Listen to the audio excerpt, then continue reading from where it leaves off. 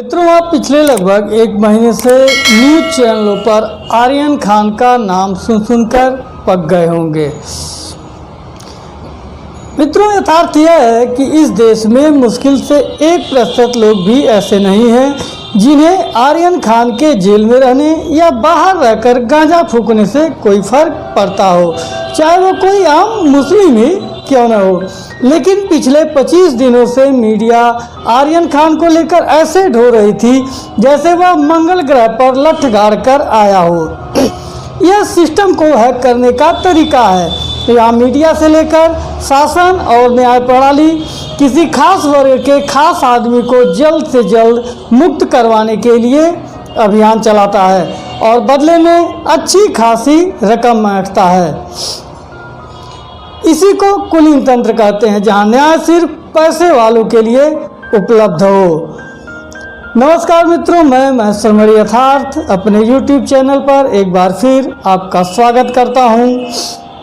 मित्रों, आज हम लोकतंत्र की आड़ में फलते फूलते कुलीन तंत्र पर चर्चा कर रहे हैं। इस कुलीन तंत्र में अगर कोई लोकतांत्रिक तरीके से काम करने का प्रयास करता है तो मीडिया, स्थानीय शासन और न्यायपालिका तीनों मिलकर उसे रास्ते से हटाने के प्रयासों में लग जाते हैं। महाराष्ट्र इसका सबसे ताज़ा तरीन उदाहरण है, जहां ड्रग्स के विरुद्ध कार्रवाई के लिए एक अधिकारी का खानदानी बायोडाटा खंगाला जा रहा है। यह पता लगाया जा रहा है कि वह हिंदू है अथवा मुस्लिम है, जबकि देश की सबसे पुरानी पार्टी के वर्तमान मुखिया परिवार के बारे में ऐसी कोई खोज भी जरूरी नहीं समझी जाती कि वे मुस्लिम हैं, पारसी हैं, हिंदू हैं अथवा ईसाई हैं।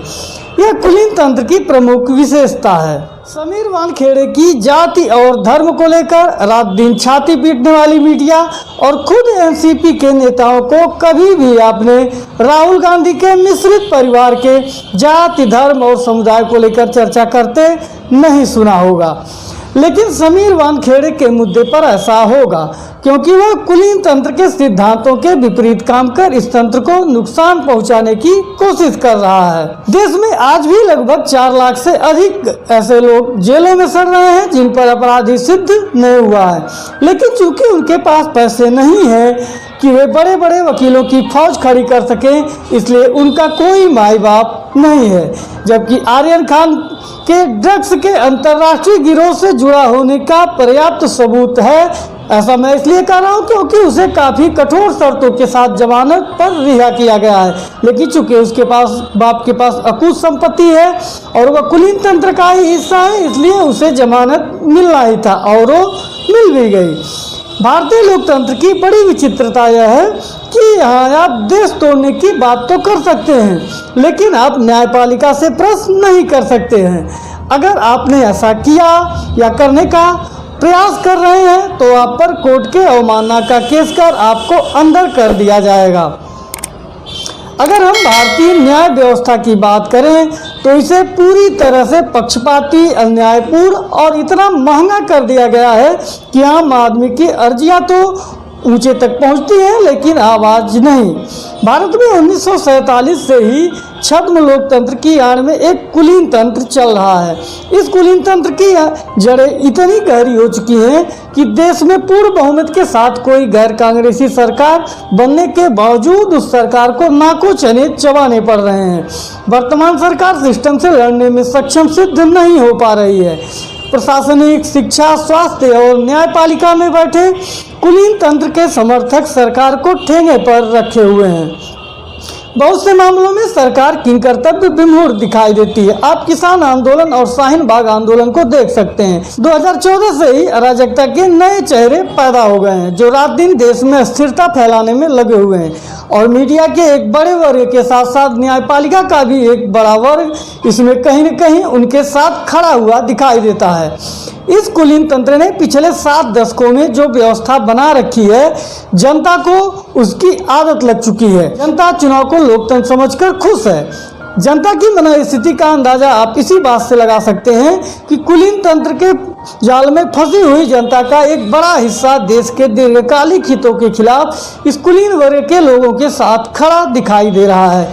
यह कुलीन वर्ग इतना शक्तिशाली हो चुका है कि इसे देखकर इसके जैसी सुविधाओं की लालसा में जनता का एक बड़ा हिस्सा इस कुलीन वर्ग का अनुसरण कर रहा है। कुलीन तंत्र की सबसे बड़ी पहचान न्याय का आम और गरीब लोगों के लिए दूभर कर दिया जाना है। इसके लिए आप उन 4 लाख अभागों का उदाहरण देख सकते हैं जिनके अपराध ही सिद्ध नहीं हुए हैं, लेकिन फिर भी वे जेलों में बंद हैं। चूंकि उनके पास पैसे नहीं है, इसलिए अदालतों के पास उनके लिए टाइम भी नहीं है। न्यायपालिका पर कुलीन तंत्र की गहरी पैठ के बारे में आप आसाराम और उड़ीसा के दारा सिंह केसों का अध्ययन कर और आसानी से समझ सकते हैं। केरल के एक नन द्वारा बिशप पर बलात्कार के आरोप लगाए जाने और खुद बयान दिए जाने के बावजूद उस बिशप को 15 दिनों के अंदर जमानत प्राप्त हो गई, लेकिन आसाराम आज भी जेल में सड़ रहे हैं।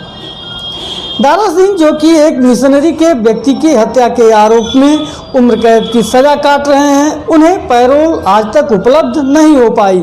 लेकिन सुब्रत राय सहारा जब से पैरोल से बाहर आए अंदर ही नहीं गए। संजय दत्त के ऊपर भी गंभीर अपराध लगे हुए थे, बावजूद इसके उन्हें कई बार पैरोल प्रदान किया गया और वह जेल के अंदर बाहर ऐसे आते जाते रहे जैसे पिकनिक या एडवेंचर के लिए जेल जा रहे हैं।